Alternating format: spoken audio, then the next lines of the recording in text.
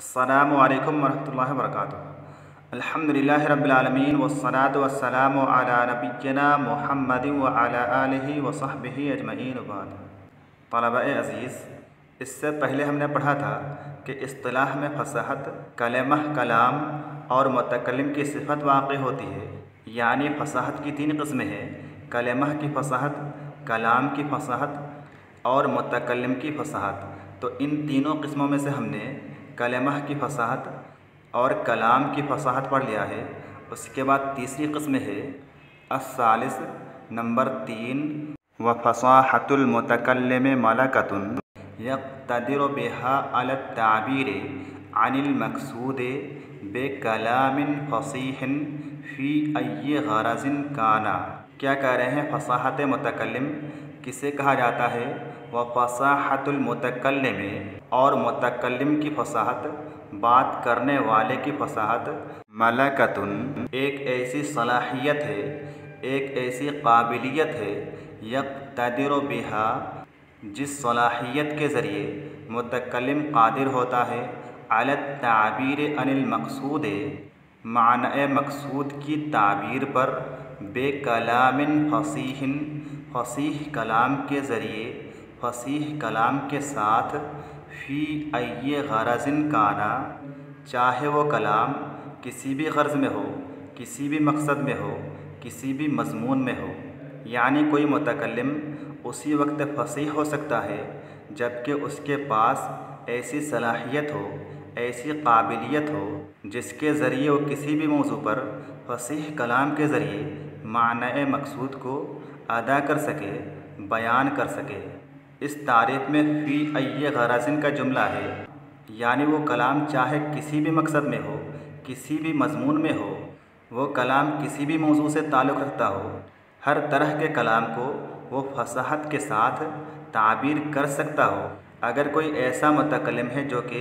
کسی خاص مضمون میں فصاحت کے ساتھ گفتگو کر سکتا ہے لیکن باقی اور مضامین میں فصاحت کے ساتھ بول نہ سکے، دوسرے مضامین میں فصاحت کے ساتھ کلام کرنے کی صلاحیت نہ ہو، تو ایسے متکلم کو فصیح نہیں کہا جائے گا، بلکہ فی ای غرض کان ہونا چاہیے کہ کلام چاہے کسی بھی مضمون سے تعلق رکھتا ہو، ہر طرح کے کلام کو متکلم فصاحت کے ساتھ بول سکتا ہو۔ اسی طرح سے متکلم کے فصیح ہونے کے لیے یہ ضروری نہیں ہے کہ وہ جب بھی بات کرتا ہو ہر وقت فصاحت کے ساتھ ہی بات کرتا ہو، بلکہ متکلم کے فصیح ہونے کے لیے صرف یہی کافی ہے کہ وہ جب چاہے، جس موضوع پر چاہے، فصاحت کے ساتھ بات کر سکے، کلام کر سکے۔ اس کے بعد ہے والبلاغۃ، اور بلاغت، جیسا کہ اس سبق کا عنوان ہے مقدمۃ فی الفصاحۃ والبلاغۃ، کہ یہ مقدمہ ہے فصاحت اور بلاغت سے متعلق۔ تو اب تک ہم نے فصاحت سے متعلق پڑھا، اس کے بعد دوسری چیز یعنی بلاغت سے متعلق بیان کیا جا رہا ہے کہ والبلاغۃ فی اللغۃ، کہ لغت میں بلاغہ کا معنی ہے الوصول والانتہاء، بلاغت کا لغوی معنی وصول اور انتہا ہے، پہنچنا ہے۔ یقال، کہا جاتا ہے، عربی زبان میں یہ محاورہ استعمال ہوتا ہے کہ بلغ فلان مرادہ، فلاں شخص اپنے مراد کو پہنچ گیا، فلاں شخص اپنے مقصد کو پہنچ گیا۔ تو مقصد تک پہنچنے کے لیے عربی زبان میں یہ جملہ استعمال کیا جاتا ہے جس میں بلاغہ کا لفظ استعمال کیا گیا ہے، جو کہ وصول اور انتہا کے معنی میں ہے، پہنچنے کے معنی میں ہے، جس سے معلوم ہوا کہ بلاغہ کا لفظ وصول اور انتہا کے معنی میں استعمال ہوتا ہے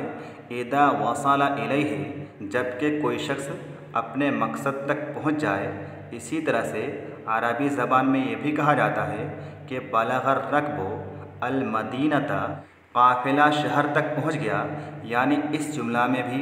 بلغہ کا لفظ استعمال ہوا ہے جو کہ وصول اور انتہا کے معنی میں ہے، پہنچنے کے معنی میں ہے، اذا انتہا الیہ، جبکہ قافلہ شہر تک پہنچ جائے۔ جب قافلہ شہر میں پہنچ جاتا ہے تو عربی زبان میں یہ جملہ استعمال ہوتا ہے۔ تو معلوم ہوا کہ بلاغہ کا معنی لغت میں وصول اور انتہا ہے، جیسا کہ یہ دونوں مثالیں بیان کر رہی ہیں، واضح کر رہی ہیں، کیونکہ ان دونوں مثالوں میں بلاغہ کا لفظ استعمال ہوا ہے جو کہ وصول اور انتہا کا معنی ادا کر رہے ہیں۔ اس کے بعد آگے بلاغہ کی اصطلاحی تعریف بیان کی جا رہی ہے کہ وَتَقَعُ فِي الْإِصْطِلَاحِ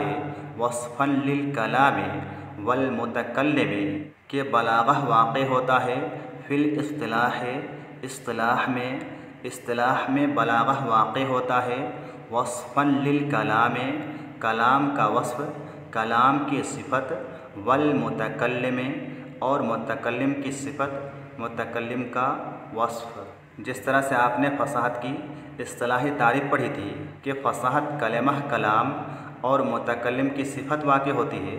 اسی طرح سے یہاں پر بلاغہ کی تعریف بتائی جا رہی ہے کہ بلاغہ یا تو کلام کی صفت واقع ہوتا ہے یا متکلم کی صفت واقع ہوتا ہے، کیونکہ فصاحت کی طرح سے بلاغت کی بھی کوئی ایسی اصطلاحی تعریف جو کہ جامع اور مانع ہو، جو کہ بلاغت کی دونوں قسموں یعنی بلاغت کلام اور بلاغت متکلم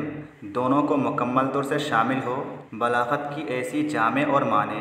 اصطلاحی تعریف کرنا ممکن نہیں تھا۔ اس لیے صاحب کتاب نے یہاں پر بلاغت کی اصطلاحی تعریف کرتے ہوئے بلاغت کی دو قسمیں بیان کی ہیں کہ بلاغت کی اصطلاح میں دو قسمیں ہیں،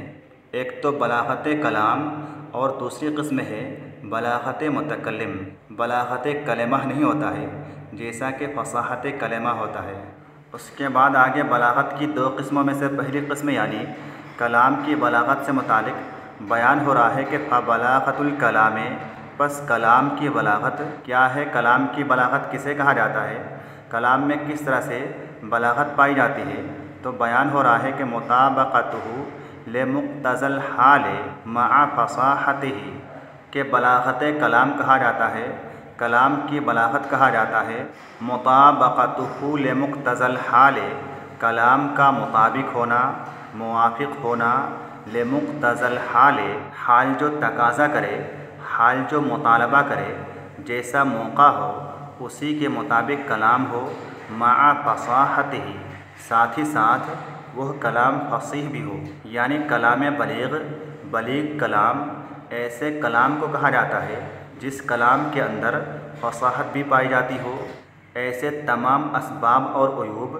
جو کہ کلام کی فصاحت کے لیے مخل ہوں اس میں نہ ہوں، ساتھ ہی ساتھ وہ کلام مقتضائے حال کے مطابق ہو، حال جو تقاضا کر رہا ہے، حال جو مطالبہ کر رہا ہے،